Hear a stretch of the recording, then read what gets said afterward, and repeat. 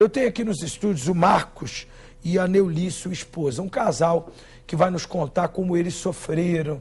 Foi uma vida de muitas dores, uma vida de muitas aflições. Vou começar aqui conversando com o Marcos. Marcos, como era a sua vida? Como começou aí esse sofrimento na sua vida? Marcos? Bem, pastor, eu comecei, posso dizer, esse sofrimento começa desde criança, né? Cresci num lar onde meu pai era alcoólatra, muita miséria, né? A gente morava na casa de 2 cômodos, meu pai, minha mãe, mais 2 irmãos. Minha mãe perdeu um filho, né, também, o Lindomar, que se ele tivesse vivo hoje ele estaria numa cadeira de rodas, devido às consequências do meu pai. E eu cresci num lar onde eu não tinha referência de pai. Meu pai sempre bebia, chegava em casa e quebrava. E eu lembro que a televisão foi quem nos acabou nos educando ali. E meu pai e minha mãe, dentro do que eles sabiam, eles ensinavam, né? Minha mãe via aquele conflito e pedia pra gente ir na igreja católica na época. E eu ia direto na igreja. E o inferno na minha casa. Muitas brigas? Direto. Como que era? Normalmente minha mãe chegava em casa e depois meu pai chegava também, ele já chegava bêbado, brigando, discutindo, ofendendo ela com um monte de palavras, que ela não era aquilo, né? Minha mãe, por mais que ela nunca foi criada num lar cristão, na visão dela, ela era uma mulher que cuidava da família, que dava atenção para os filhos dela, e até mesmo para o marido dela. Ela fazia tudo para o meu pai, eu vejo que ela fazia tudo para o meu pai, mas meu pai, não sei, acho que ele tinha uma mágoa dentro dele, alguma coisa assim, devido à situação dos outros irmãos e a dele não ser tão boa. Aí era um conflito, né? E a gente que era criança pagava por isso, né? E com isso eu fui olhando meu pai de uma maneira que eu não devia olhar. Acho que no quesito de pai a gente tem que ter amor pelo pai e tudo mais. Foi gerando de mim uma revolta, não só dentro de mim, mas dos meus outros irmãos também. Então, no meu período de infância, eu digo que até meus 14 anos, onde eu saí de casa, né? Saí de casa e comecei a ir pra rua, né? Porque eu lembro que meu pai, às vezes eu estava em casa, meu pai falou assim, vai pra rua, moleque. Vai fazer alguma coisa. Estava em casa? Estava em casa, meu pai falava para mim ir pra rua. Disse que eu tinha que ir pra rua, né? Vai fazer alguma coisa. E eu não entendi aquilo. Falei, eu ia pra rua. E nessa de ir pra rua, eu acabei conhecendo quem eu não devia também, né? Quer dizer, não tinha estrutura nenhuma a sua casa, né? Nenhuma. Meu pai achava que isso ia deixar eu mais esperto, sei lá o quê. Andar com o pessoal mais velho. E eu fui pra rua. Minha casa, me dizia, não tinha estrutura nenhuma. Era uma miséria total, né? Meu pai conseguia suprir as necessidades. Eu lembro que até quando a gente estava na minha infância, eu ainda conseguia ter do meu pai brinquedos, algumas coisinhas assim, mas a gente não tinha luxo, né? Eu lembro uma vez que a gente ia na igreja, quando meu pai podia, ele comprava uma roupinha ali, era o uniforme da escola que a gente ia, do colégio, né? E o quichute, né? Essa era a nossa roupa de sair, não tinha luxo. Era sempre essa roupa, era um quichute que meu pai me dava e uma calça de moletom, né? Esse era o luxo que a gente tinha, não tinha roupa. Às vezes via os outros moleques com as roupas melhores que a minha, eu ficava com raiva. Ia pro colégio daquele jeito. E no colégio já comecei a dar problema, porque eu não conversava com ninguém. A professora dava lição, eu cruzava meus braços, fechava a minha cara e não fazia lição. Meus pais, por várias vezes, eles tiveram que ir no colégio por causa de mim. E tudo era por esse conflito familiar. E eu não falava, não me abria com ninguém. Cada vez mais fechado, cada vez mais me retraindo. E no colégio também já foi causando situações de briga, né, com os outros moleques da minha idade. Eu não gostava muito de brigar. Os moleques vinham, me agrediam nessa situação e eu partia para cima, daí arrumava confusão. E eu comecei a ser um moleque dentro da sala de aula revoltado. Xingava o professor, não queria nem saber, não respeitava ninguém. Eu lembro que a matéria que eu não gostava, isso já tinha o quê? Uns 13 anos. Eu cruzava meu braço e não aceitava fazer. E queria ver a professora me convencer de não fazer. E durante um bom tempo foi isso, né? Rebelde. Rebelde. Mas devido a essa estrutura familiar. Eu lembro que o meu avô morava com a gente também e meu pai brigava com o pai dele. Meu pai chegava alcoolizado, meu avô também bebia, só que o meu avô bebia e ficava na dele. E meu pai, alcoolizado, chegava em casa e digamos assim, brigava com meu avô. E eu, criança, assistia tudo aquilo. Aí você falou 14 anos, saiu de casa. Com 14 anos eu comecei, digamos assim, a sair pra rua, né? Pra rua? Pra rua mesmo. E comecei a andar com amigos do meu irmão, que eram mais velhos do que eu. Pessoas mais velhas, eu mais novo, imagine, 14 anos andando com as pessoas já que tinham 20, 30 anos. Já comecei a ser influenciado pelas pessoas. E nisso aí, ali eu já lembro que tinha uma danceteria perto de casa, não esqueço o nome, Dance Balance, o nome da danceteria. Eu lembro que eu ia em todo quanto é danceteria e não entrava. falava pra minha mãe que eu ia participar dos eventos da igreja e eu ia pra balada. Não, eu vou ali na casa, no evento da igreja ali, e tinha um evento da igreja, só que eu tava na balada, na rua. Eu não entrava nas baladas e eu voltava daí pra casa. E minha mãe, onde você tava? Ah, eu tava ali na festinha da igreja, ali, naquelas quermesses que tinha de igreja, e eu não tava. Só que desde da minha infância também, eu lembro que eu ia nas novenas, né?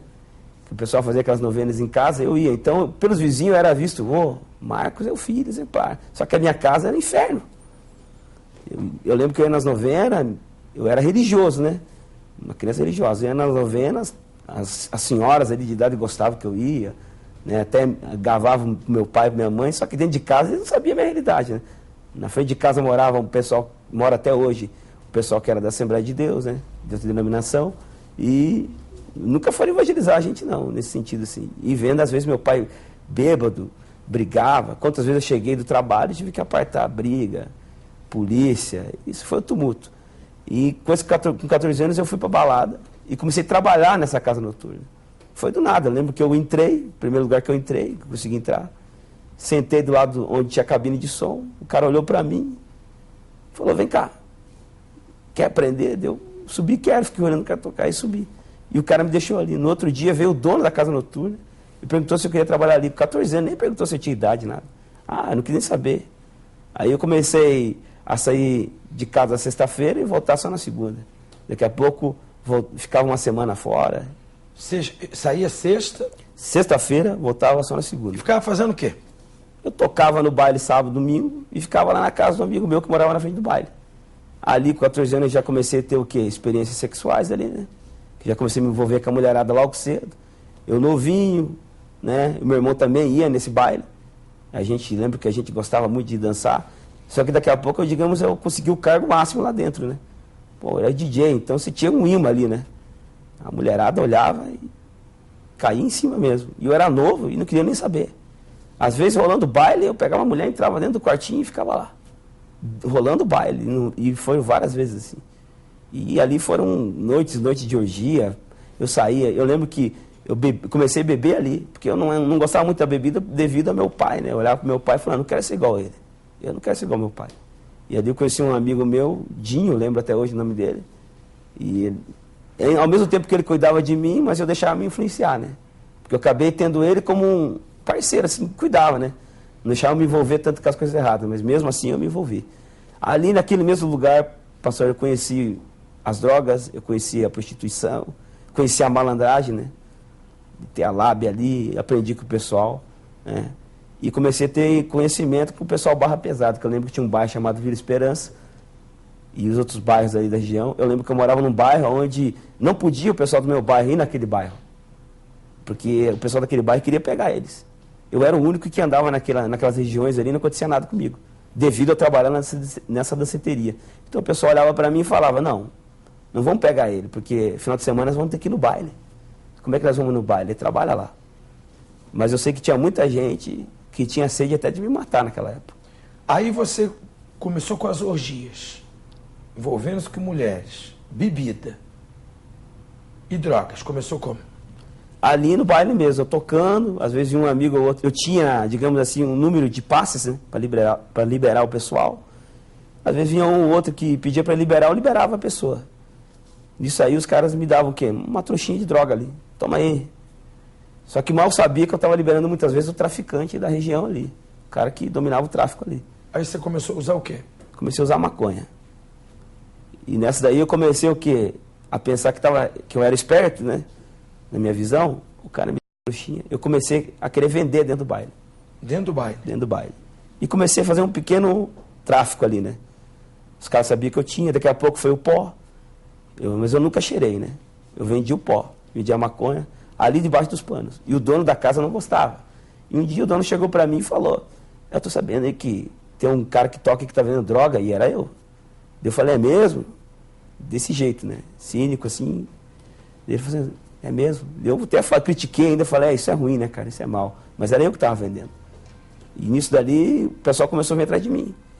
E os traficantes começaram a aumentar a situação. Aí quando eu vi que o negócio estava se complicando, eu meio que parei. Mas quantas vezes eu cheguei a colocar a arma para dentro da balada? Chegava, o pessoal me conhecia. Ah, não, você trabalha de... Eu lembro que eu saía com a mochila para fora, colocava a arma e entrava. E eu já presenciei, com essa idade, eu presenciei um homicídio, né? Eu vi um cara morrer na minha frente com uma salva de bala, assim, né? E o cara é amigo meu, né? Presenciei esse homicídio. Lembro que a gente socorreu, ele levou até o pronto-socorro. A irmã dele me procurou pedindo para que eu fosse testemunha. Eu falei que não, porque eu fiquei com medo da represária, né, do pessoal vir atrás de mim. Nesse baile começou ali isso. Eu comecei a usar droga, comecei a me envolver com o pessoal barra pesada. E comecei a ter uma certa amizade, um certo respeito, que todo mundo quer conquistar. Eu tinha o respeito.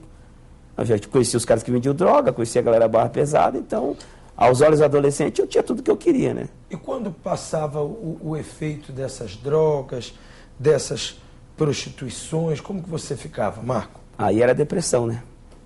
Aí era uma coisa que só eu entendia. Eu ainda conseguia sorrir para as pessoas, conseguia falar que estava tudo bem, mas só eu sabia o que tinha dentro de mim. Seu pai e sua mãe sabiam o que estava acontecendo? Meu pai meio que desconfiava. Ah. Meu pai meio que desconfiava. Ele, com todos os defeitos dele, ele desconfiava.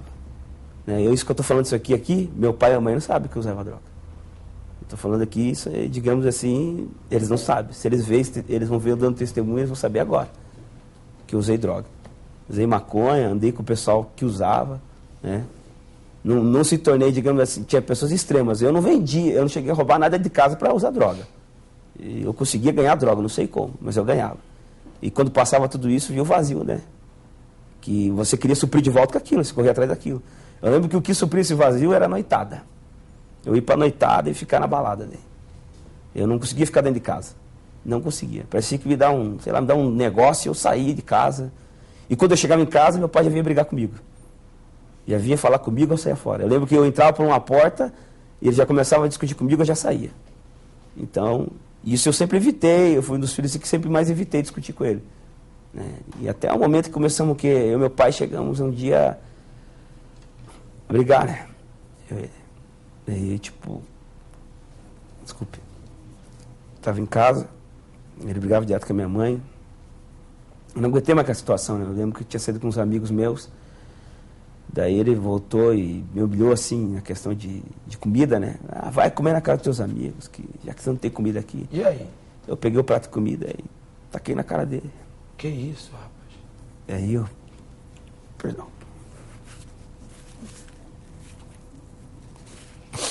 Eu tinha uma revolta com meu pai por causa disso, né? Aí você jogou o prato nele? Joguei o prato nele, saí e voltei pra rua, né? E aí? Aí com meus amigos eu conseguia suprir esse vazio, né? Com meu pai. Aí ia lá, usava droga? Ela bebia, né? Bebia, extravasava mesmo e não queria saber. Depois chegava em casa, minha mãe vinha. O legal da minha mãe é sempre isso. Ela sempre estava ali, não briga com teu pai, por mais todos os defeitos do teu pai, mas por que ele fica brigando comigo? Né? E sempre pegando no meu pé, mas eu creio que com todos os defeitos, meu pai, ele queria o meu melhor, né? Porque ele via ali a situação. Tinha vezes que meu pai bebia, quebrava tudo, e às vezes ele vinha falar comigo, Marco, o que eu fiz? E eu ficava brigando com ele. Eu já vi por várias vezes meu pai pegar a Bíblia e ler aquela situação. E eu não entendia, né? Ficava pensando assim, pô, o que acontece? Meu pai é uma pessoa boa, né? Dentro dele eu sabia, eu falei, pô, quando ele não bebe... Excelente. Excelente, é uma pessoa que... Quando bebe... Bebe, eu lembro que ia meus amigos lá em casa, e pro filho, ele quer trazer os amigos, e o pai, pô, né?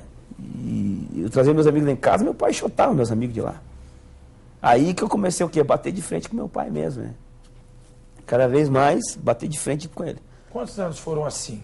Ó, pastor, foi dos meus 14 até meus 20, até um pouquinho antes de eu chegar na igreja. É. Posso dizer para você, foi assim. A gente diminuiu o conflito, né? Eu lembro que conheci o pessoal louco do bairro, quando foi com 17 anos, eu lembro que eu fugi para o Rio de Janeiro. A revolta era tanto, eu falei, não vou ficar mais aqui não. Chegou um momento de eu pensar que eu não era filho do meu pai. Eu sou adotivo, só pode. Era uma revolta muito grande, né? Era, a revolta. O pior momento qual foi? Acho que quando eu fui para o Rio de Janeiro, daí lá meu pai foi me buscar lá. Fazer o que lá? Eu fui em busca de um sonho, né? Tinha um sonho de dançar, cantar, então fomos para lá. Se apresentar num programa local lá. E a gente se lançou lá. Só que a gente foi para lá, essa viagem ao Rio de Janeiro foi produto de furto, né? um amigo meu fez alguns furtos e com o dinheiro do furto a gente foi para lá. A gente foi só com a passagem de ida e nem sabia na casa de quem que ia ficar. Essa foto aí, você estava aí aonde? Na balada? Essa foto aí eu lembro que nessa foto eu promovi eventos, né? Eu passei de ir a baladas, eu comecei a fazer balada. Aí piorou a coisa, porque daí eu comecei a me envolver com o pessoal mesmo. Eu lembro que um dos eventos meus, quem patrocinou foi os caras do tráfico. Eu já estava pegando dinheiro do tráfico para fazer balada. E eu vi que num evento desse fizemos um evento, deu errado, o cara ficou em cima de mim, me cobrando. E ele queria que eu ficasse devendo para ele. E eu entendi, falei, se eu ficar devendo para esse cara, a situação vai piorar para mim. E eu lembro que eu cheguei na igreja nessa situação, fazendo balada. Aí eu cheguei na igreja, já tinha ali meus 26 anos. Rapaz. Eu cheguei na igreja com 30 anos, praticamente, né? Cheguei na igreja. Dos 14 aos 28, bebida, droga e prostituição. Viajei pro Rio, fui para São Paulo. Os momentos que eu achei feliz foi que nem isso aí, balada. Que eu era alguém. No Essa mundo. Foto aí você tá com uma criança. Essa é a minha sobrinha, né? Esse é o quarto onde eu vivia. Rapaz. Esse era o quarto que eu vivia. Então já dá para você ter noção. Aquilo ali era o visual que eu andava, né? E cada vez mais louco no visual, cada vez mais louco. A mãe tentando ajudar, o pai. Meu pai e a mãe tentando ajudar. Da maneira deles, né? Eles não sabiam, né? Eles estavam ajudando da maneira deles. Marcos estava contando, coloca a foto de novo aí do Marco. Coloca ele a foto aí. Que daí você, dos 14 aos 28, drogas, vícios, baladas, você tinha uma mágoa do seu pai muito grande. Chegou a que ponto? A que ponto chegou a sua vida? A minha vida chegou ao ponto de eu completar 18 anos e morar sozinho. Né? Isso sem contar as vezes que eu já tentei morar sozinho, meu pai foi me buscar, né? E aí? Aí eu brigava com ele, falava, não, se for para você ficar me batendo, eu não vou voltar, não. Nessa época aí você tinha saído de casa? Já. Morava onde? Eu morava com um amigo meu lá de Maringá, a primeira moradia que teve perto de casa. Eu comecei a ganhar um dinheiro na noite, né? Eu lembro que eu trabalhei numa empresa, daí a empresa faliu, só que eu já fazia trabalhos na noite. Eu caí uma lavanderia, com aquilo ali eu me revoltei e falei, peraí, se eu trabalho para os outros, eu trabalho para mim também. Eu comecei a trabalhar à noite. Minha mãe, isso não é trabalho, esse dinheiro é amaldiçoado. Eu falei, mãe, não quero nem saber, eu vou viver disso. E comecei a trabalhar ali e realmente vivi. Fiquei 5 anos consecutivos ali na noite ali. Eu lembro que fiquei trabalhando, ganhei dinheiro, cheguei a ganhar, teve uma época que cheguei a calcular, chegou a passar 20 mil reais na minha mão. Só que eu falo para o senhor, eu não tenho nada dessa vida, não tenho nada, nada. Eu vi amigos, eu tive a oportunidade de estar do lado de pessoas famosas. Quem está do meu lado aí, eu não posso falar o nome dele aqui, mas é uma pessoa de uma banda muito reconhecida aí no Brasil, no cenário do hip hop, né? Que era esse meio que eu me envolvi, no cenário do hip hop ali. Cheguei para São Paulo, tive a oportunidade de gravar uma música numa coletânea, abri o show de um artista internacional. Trabalhei em Curitiba com um DJ que faleceu, que é o Primo. Muitas pessoas podem estar vendo. Eu trabalhei do lado dele, conheci ele. Inclusive, até tentei evangelizá-lo, né? Depois dessa vida para a igreja. Trabalhei com ele. Aqui dentro de Curitiba eu era conhecido como mascote, né? Como mascote. E onde eu ia com meu nome eu conseguia entrar. Acho que quase todas as baladas de Curitiba eu toquei quase em todas. Trabalhei quase em todas. Onde eu ia eu conseguia entrar. E ali eu comecei a me sustentar nessa consideração que eu tinha. Aí eu comecei a melhorar a situação, vim morar na Alto da 15 com um amigo meu lá de Brasília, né?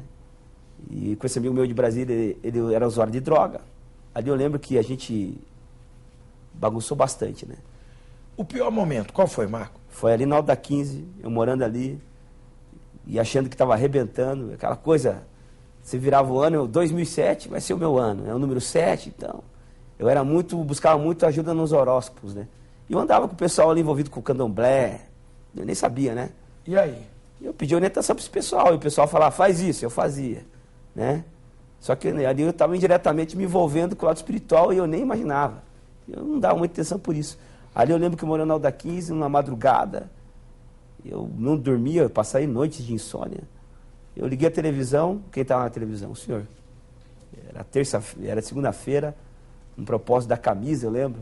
Você que está com a tua vida do avesso, e a minha vida estava do avesso. As coisas não estavam dando certo ali naquela época. Eu lembro que daí eu fiquei sabendo que depois de 10 anos eu teria um filho. Aí imagine, eu, na linguagem do mundo, era um vida louca, não queria compromisso com ninguém, ia ter um filho. A menina lá atrás que eu achei que o filho dela não era meu, era meu. Eu falei, agora mais uma criança. E aí desabou mesmo, aí tipo, parece que tirou meu chão, assim. Eu liguei a televisão e eu lembro que eu tinha dread nessa época, tinha um cabelo grande. Não sei, ali acho que foi Deus mesmo, porque o senhor estava falando e parecia que estava falando para mim. Eu fiquei olhando e falei, mas quem contou a minha vida para esse pastor aí? Naquela madrugada eu fiquei ali, pega uma camiseta, foi uma coisa assim que eu fui no meu quarto, peguei uma camiseta, dá um nó, o senhor falou, eu dei um nó, você vai vir terça-feira. Você fez tudo que a gente falou? Fiz tudo. Isso foi em casa. Pegou a camiseta? E um amigo meu dormindo, imagina se ele visse. Eu acordado, assim, lembro que eu ficava, tinha muita insônia, pega a camiseta. Eu lembro que eu liguei a televisão, o senhor já estava falando isso, pega a camiseta, deu. Peguei a camiseta dele, antes de dar o nó, o senhor começou a falar, você que está com a vida destruída, amarrada, você vê que tem inveja na tua vida. E eu andava no meio, que outras pessoas famosas falavam, como é que você aguenta, cara? Eu falei, aguenta o quê? Porque eles viam a inveja que era, né? Quando eu ia nas emissoras de televisão, eu tive uma oportunidade de dar uma matéria num programa local aqui, famoso, e aquilo dali, digamos assim, alavancou minha carreira, né, que eu estava seguindo. Muitos vizinhos meus, você apareceu na TV. Ali você viu que você precisava de ajuda. Ali eu vi. Ali eu peguei a camiseta, eu vou nessa igreja. Aí você veio. Vim falando mal pra caramba, falava mal da igreja. Mas veio. Vim. Cheguei na terça-feira, sentei ali no meio escondidinho, pra ver se ninguém me conhecia. E detalhe, um mês antes eu estava no mercado próximo de casa, e eu tinha um rapaz, todo de branco, e eu conheci esse rapaz. Eu fui nele e falei, e aí, Gutão? Chamei de Gutão.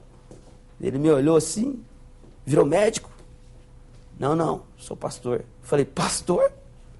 É, pastor. Pastor de onde? Da Igreja Universal, deu. E eu sabia que esse cara era muito louco. Ele era mais louco do que eu. Eu desci do mercado, que doido, né?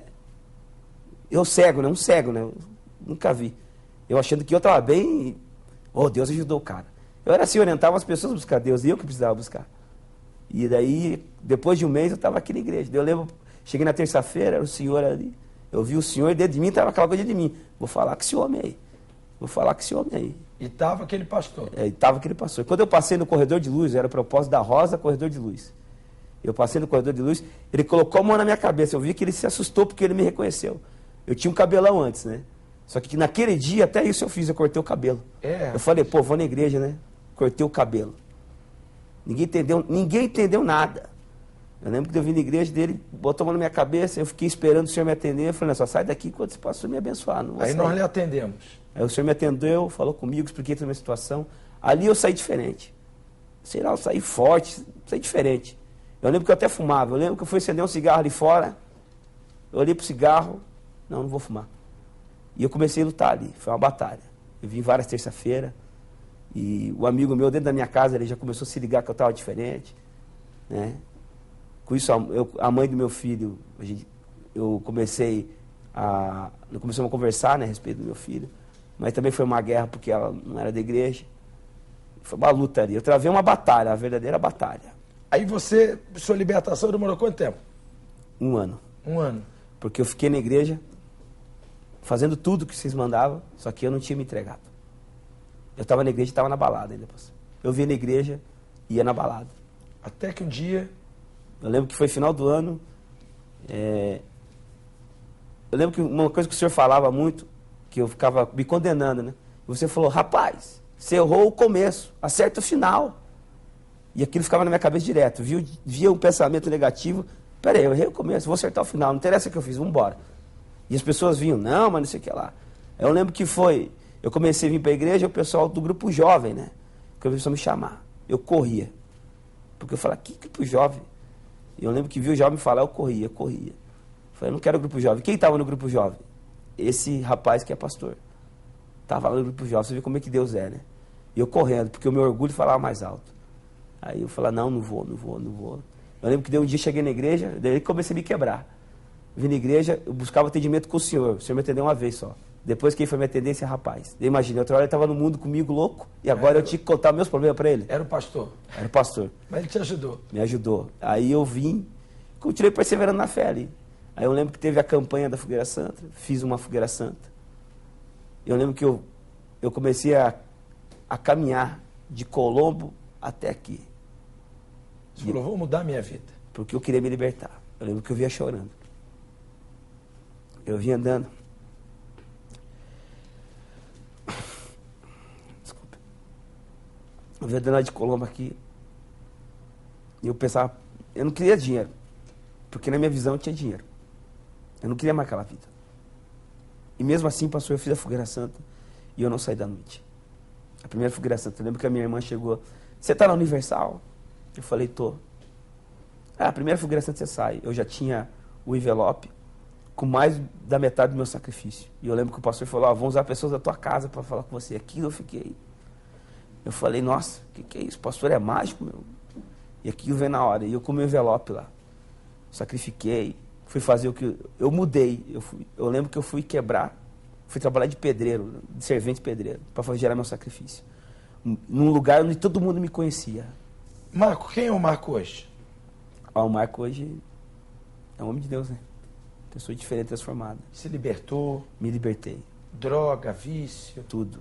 Eu não sinto mais vontade de nada. Eu lembro que sexta-feira era o dia que meu telefone tocava. Sexta-feira, dia atrás, eu estava com a minha esposa, a gente indo embora, eu dei risada. Eu falei, aquele tumulto de gente indo para balada. Eu falei, pô, nós estamos indo para casa descansar. Que hoje legal. Você tem uma família.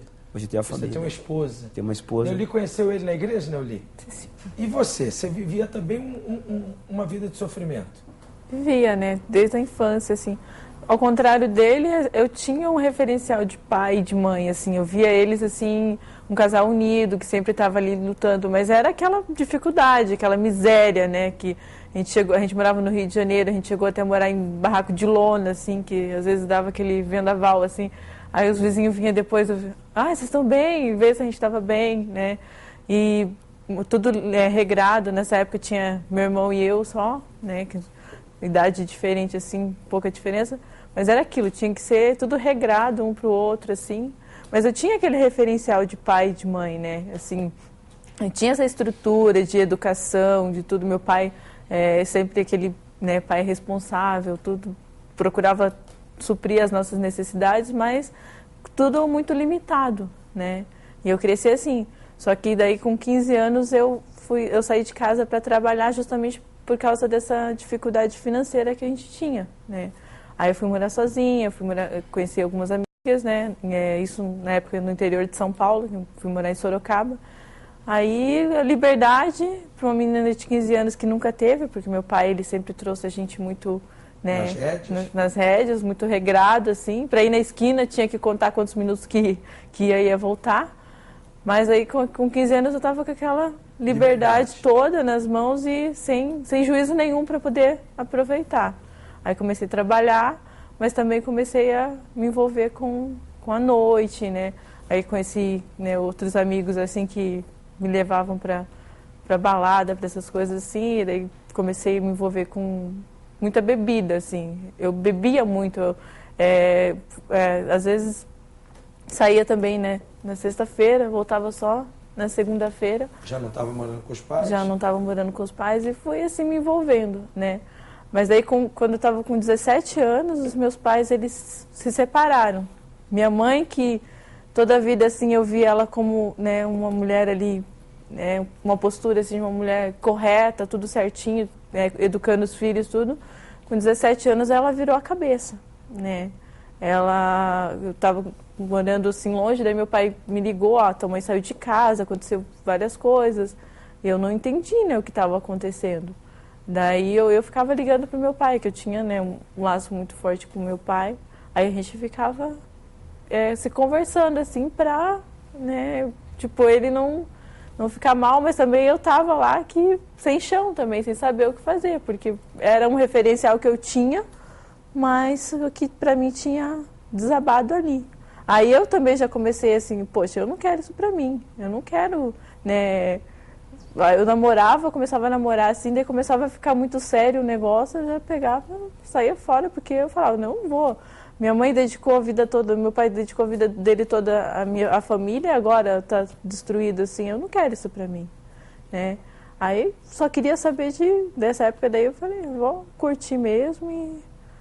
Daí eles vieram para Curitiba e eu fiquei morando em Sorocaba, né, no interior de São Paulo, que eu estava trabalhando lá e fiquei por lá mesmo, né?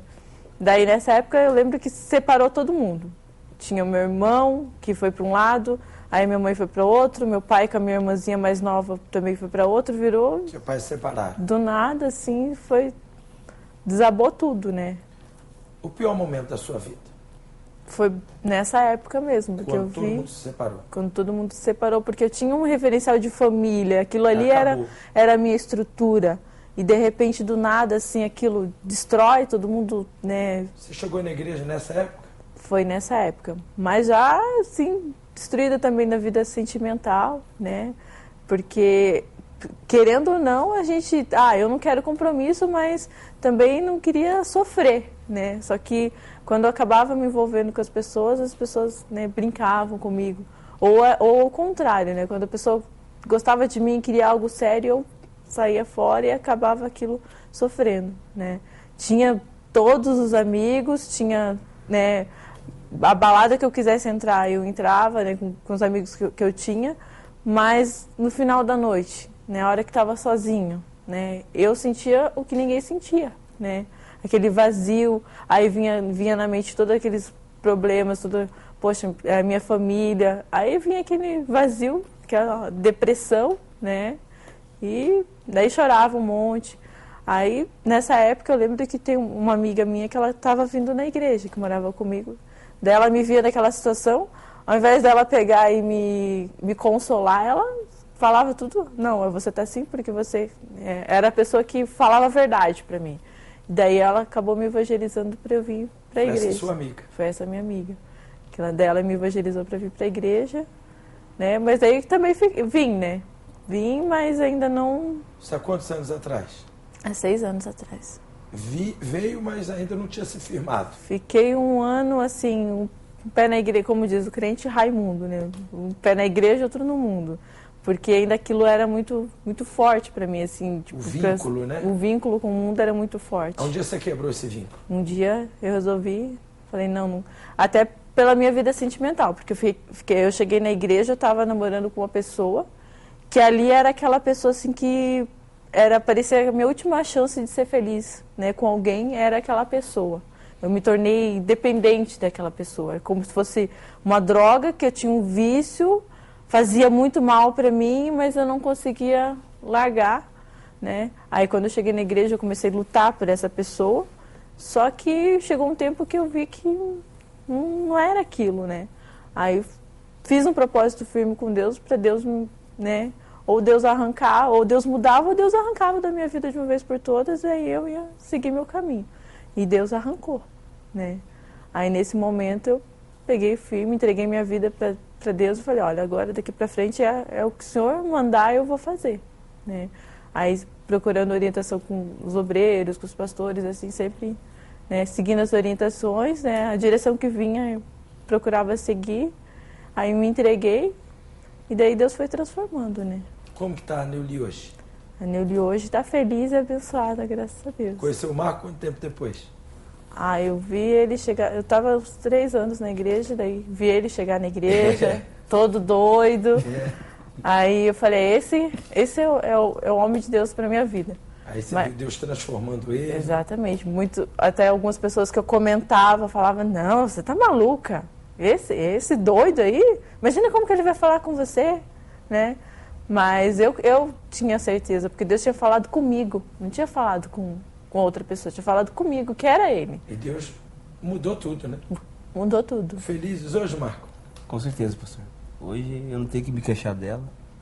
Até o meu filho mesmo, que era uma dificuldade, sim, hoje até me espanta, assim, às vezes. O que dizer a esse rapaz que está na vida que você teve um dia, uma saída para ele? Há uma saída, mas ele tem que lutar. Porque Deus não dá o que a gente quer, Ele dá o que a gente precisa. Eu demorei para entender isso. Mas esse jovem que está aí nessa vida, ele tem que entender que, tipo, ele vai vir para a igreja, ele vai vir buscar Deus, vai ter guerra, vai ter luta. Às vezes a pessoa, ela fantasia demais, né? Muitas pessoas lá fora me veem e acham que é coisa do dia para a noite. E quando eu falo delas, começam a pensar. Tem que se perseverar, né? Tem que perseverar. Foi o que você fez, né? O mesmo espírito que o camarada tem lá fora, ele tem que ter aqui dentro. Se ele não tiver, ele não vai conseguir vencer, não. E essa moça que está lá, o Neuli, pensando, pô, será que para mim tem jeito, há solução? Quer dizer, você primeiro entregou sua vida para Jesus, aí Jesus cuidou da sua vida sentimental também, né? Exatamente. Tem jeito, né? Porque eu era uma pessoa que, quem me conhece, né, daquela época, era a pessoa que não tinha mais jeito. Era aquela menina que topava qualquer briga, qualquer parada, e era aquela que ninguém dava valor mais, ninguém dava nem R$1 por mim. Estava né? perdida. Perdida. Mas eu entreguei minha vida para Jesus e ele me honrou, ele transformou. Tá vendo? Olha aqui que bacana. Testemunho maravilhoso, né? De um casal feliz, de vidas transformadas. Que bacana. É isso que Deus deseja fazer na vida do Senhor, na vida da senhora, na vida daqueles que dão a Ele a oportunidade de mudança. E aos domingos, é isso que acontece em todos os cenáculos, em todos os templos da Igreja Universal do Reino de Deus. O dia todo são reuniões que acontecem para ajudar, para transformar, para mudar a vida das pessoas. Agora é necessário que você tome a atitude de estar em um templo da Igreja Universal e mude a sua vida. Você vê que um dia ele nos assistiu e hoje está aqui dando testemunho. Você assistiu o programa que nós estávamos fazendo, né, Marco? Era o senhor, inclusive, né? Tá vendo? Ele assistiu um programa. E você está me acompanhando agora, tá aí, ó. Ele assistiu, estava aí do outro lado, como você, sofrendo, gemendo. Hoje ele está aqui casado, restaurado, com a esposa. Alguns anos depois, que 4, 5 anos por aí, né? 4, 5 anos. Tá aí, ó, uma vida nova. Imagine você, daqui 4, 5 anos. Mas se você não fizer nada, nada vai acontecer. Agora, se uma atitude for tomada, a história da sua vida com certeza vai mudar.